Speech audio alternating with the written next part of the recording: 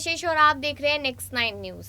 इस प्रोग्राम में हम बात कर रहे हैं लगातार चलते रशिया और यूक्रेन के युद्ध को लेकर। जी हाँ, लगातार चल रहा है युद्ध, रुकने का नाम नहीं ले रहे। कोई भी देश एक दूसरे देश के सामने झुकने को राजी नहीं है, लेकिन यहाँ पर लगातार लोग अपनी जान गंवाए जा रहे हैं। लगातार यहाँ पर हर एक चीज़ का नुकसान हो रहा है, लेकिन फिर भी कोई कोई सा भी देश यहाँ पर रुकने को तैयार नहीं है। लेकिन आज इस प्रोग्राम में हम ये बात लेकर आए हैं कि इसके साथ साथ ये जानेंगे हम कि यहाँ पर रशिया और यूक्रेन आखिरकार चाहते क्या है। एक तरफ कहा जा रहा है कि पुतिन ने तो सोचा था कि 2 से 3 दिन में ये युद्ध खत्म हो जाएगा और यूक्रेन हार मान लेगा। दूसरी तरफ अब खबर आती है कि पुतिन यहाँ पर अब बड़ा बवाल करने वाले हैं। तीसरी जगह खबर आई थी कि पुतिन अब हमेशा अपने एक ब्रीफकेस के साथ नजर आते हैं।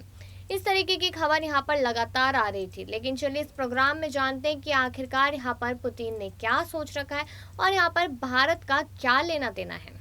बता दें कि यूक्रेन को मिल रही पश्चिमी मदद रूस के लिए घातक साबित हो सकती है। जिस युद्ध को पुतिन कुछ ही दिनों में खत्म करना चाहते थे, वह 64 दिनों से लगातार चल रहा है। आग बबूला रूस ने चेतावनी दी है कि वह यूक्रेन की मदद करने के लिए ब्रिटेन से सैन्य ठिकानों का निशाना बना सकते हैं। साथ ही उकसावे वाले बयान के बाद वह यूक्रेन लौटने वाले ब्रिटिश राजनीतिज्ञों को भी टारगेट कर सकता है। ब्रिटेन ने घोषणा की है कि वह कीव में अपने दूतावास को दोबारा खोलेंगे।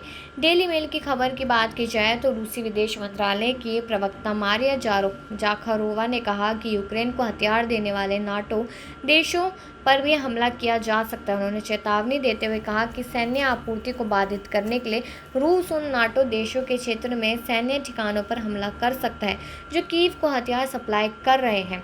प्रवक्ता ने कहा कि इसकी वजह से यूक्रेन में मौतें और खून खराबा हो रहा है। रूस की चेतावनी ऐसे समय पर आई है जब ब्रिटेन के रक्षा मंत्री जेम्स हिप्पी ने कहा कि ब्रिटेन रूसी इंफ्रास्ट्रक्चर पर यूक्रेनी हवाई हमलों पर समर्थन करता है। उन्होंने कहा कि इस तरह के हमलों में ब्रिटिश हथियारों का इस्तेमाल पूरी तरह से वैध होगा। हैप्पी ने कहा कि अगर डोनेट्स्क और लुहांस्क की लड़ाई खींचती है तो ब्रिटेन यूक्रेन में यूक्रेनी सैनिकों को ट्रेनिंग देना दोबारा शुरू करेगा। उनके बयानों को रूसी रक्षा मंत्रालय ने उकसाना वाला करार दिया है।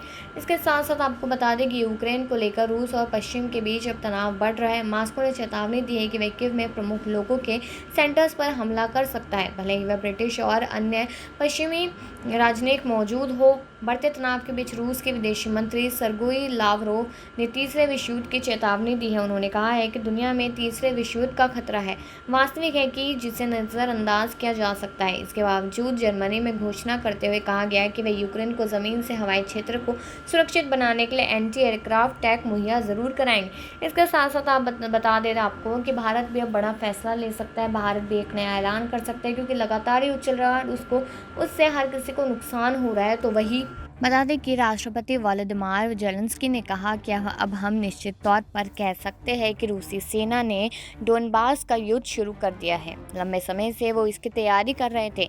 यूक्रेन की सेना ने कई हफ्ते पहले डोनबास में रूस के बड़े हमले का पूर्वानुमान लगा लिया था। जी हाँ, बता दें कि यूक्रेन की राजधानी कीव के अधिकारियों ने कहा कि रूस ने पूर्वी यूक्रेन में बड़ा हमला शुरू कर दिया है। इससे राजधानी कीव पर कब्जे में विफल रहने के बाद रूस के हमले का नया चरण शुरू हो गया है। आने वाले हफ्तों में रूस का सैन्य अभियान पूर्वी यूक्रेन के डोनबास क्षेत्र पर दोबारा से केंद्रित होगा। रूस समर्पित अलगाववादियों ने इसे आंशिक रूप से 2014 से अपने नियंत्रण में ले लिया था। यूक्रेन के राष्ट्रपति वोलोदिमीर ज़ेलेंस्की ने टेलीग्राम पर कहा कि अब हम निश्चित तौर पर कह सकते हैं कि रूसी सेना ने डोनबास का युद्ध शुरू कर दिया है। लंबे समय से इसकी तैयारी कर रहे थे। आगे उन्होंने कहा कि इससे कोई फ़र्क नहीं पड़ता कि कितने रूसी सैनिकों को यहाँ लाया गया है, हम लड़ेंगे और हम अपनी रक्षा भी करेंगे। इस तरीके की बात कही। और इस बड़े अपेक्षित हमले से पहले यूक्रेन अधिकारियों ने डोनबास के लोगों को पश्चिम की ओर बचकर निकल जाने को कहा था। कीव के राष्ट्रपति चीफ ऑफ स्टाफ एंड्री एनयाक ने कहा कि दूसरे दौर का युद्ध शुरू हो चुका है। डोनबास पर नियंत्रण से रूस को कब्जा किए गए क्रीमिया के लिए दक्षिणी कॉरिडोर मिल जाएगा। दक्षिण में रूस मारियोपोल बंदरगाह पर कब्जा करने के लिए पूरा जोर लगा रही है, जहां बची हुई यूक्रेनी सेना ने निर्णायक लड़ाई लड़ने का फैसला किया है। लेकिन मारियोपोल की खराब हालत के बावजूद एक वरिष्ठ अमेरिकी रक्षा अधिकारी ने कहा कि मारियोपोल को लेकर अभी भी लड़ाई जारी है। रूस ने पूर्वी यूक्रेन की इस लड़ाई में अपने 11 बटालियन टैक्टिकल ग्रुप जोड़े हैं। इसमें हथियार, हेलीकॉप्टर और लॉजिस्टिकल सपोर्ट भी शामिल है। अब यूक्रेन में रूस की 76 बटालियन युद्ध लड़ रही है। वहीं सोमवार को यूक्रेन की सीमा पर नई अमेरिकी सैन्य सहायता का पहला जहाज पहुंचा, जिसे रूसी आक्रमण के खिलाफ यूक्रेन को दिया गया। 13 अप्रैल को अमेरिका के $800 मिलियन के सैन्य उपकरण यूक्रेन को देने की घोषणा की गई, जिसमें हेलीकॉप्टर, होवित्ज़र, मिसाइल और बंद वाहन शामिल हैं।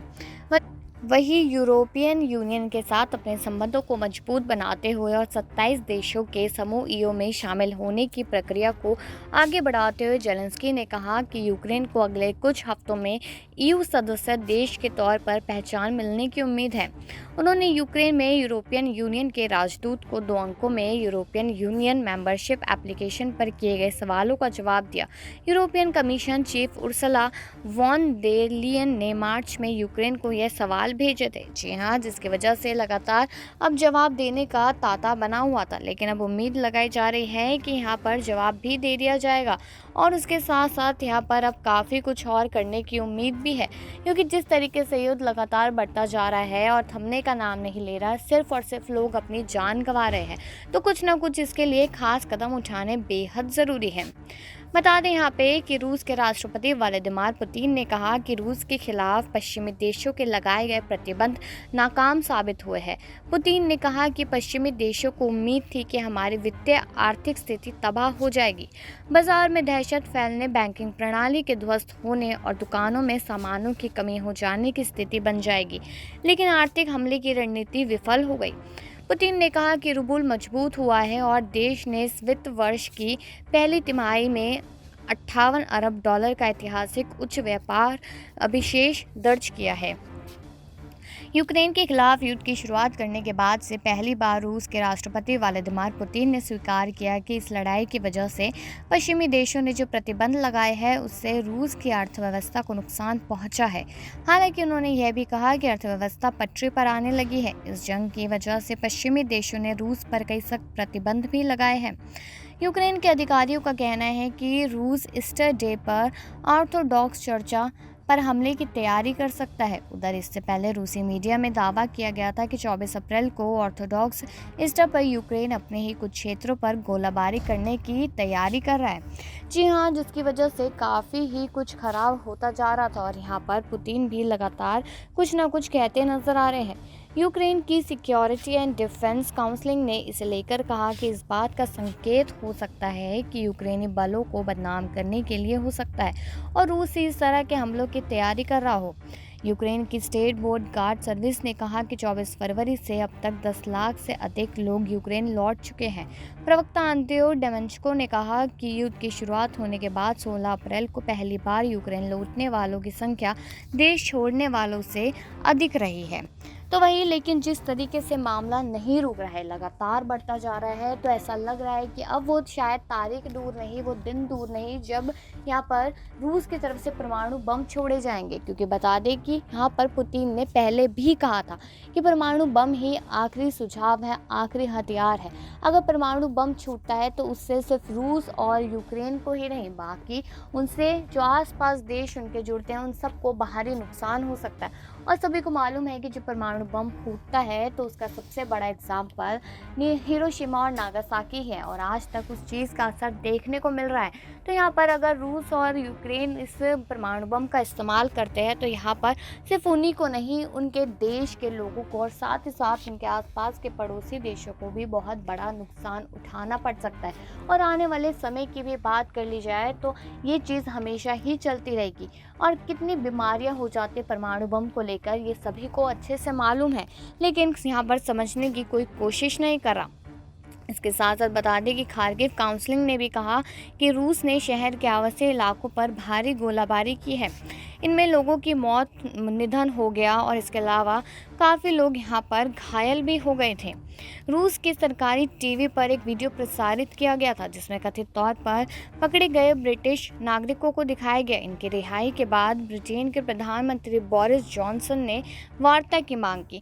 हमने देखा ही है कि कितनी बार वार्तालाप हुई है, कितनी बार बातचीत करने की कोशिश की गई है, कितने दौर की बातचीत हुई है, लेकिन फिर भी कोई इसका रिजल्ट नहीं निकलता है, जिसकी वजह से और ज़्यादा यहाँ पर एक दूसरे में आक्रोश आ जाता है। तो वही जैसे कि आपने इस प्रोग्राम में सुना ही कि यहाँ पर किस तरीके से हम देख रहे हैं कि पुतिन कभी कुछ स्ट्रैटेजी लगा रहे हैं, कभी कोई स्ट्रैटेजी लगा रहे हैं, लेकिन अब भारत भी आगे उतर आया है।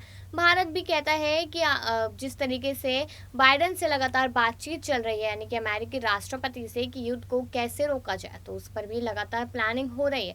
अब उम्मीद तो यही लगाई जा रही है कि इतने दिनों का चलता युद्ध अब थमने का नाम ले सकता है, लेकिन देखना होगा कि आखिरकार कौन सा देश किस तरीके का फैसला लेता है और भारत अपनी क्या भूमिका निभाता है। आपको कैसी लगी ये जानकारी, आपकी क्या कमेंट्स है, कमेंट सेक्शन में ज़रूर बताएं और बाकी खबरों के लिए देखते रहिए नेक्स्ट टाइम न्यूज़।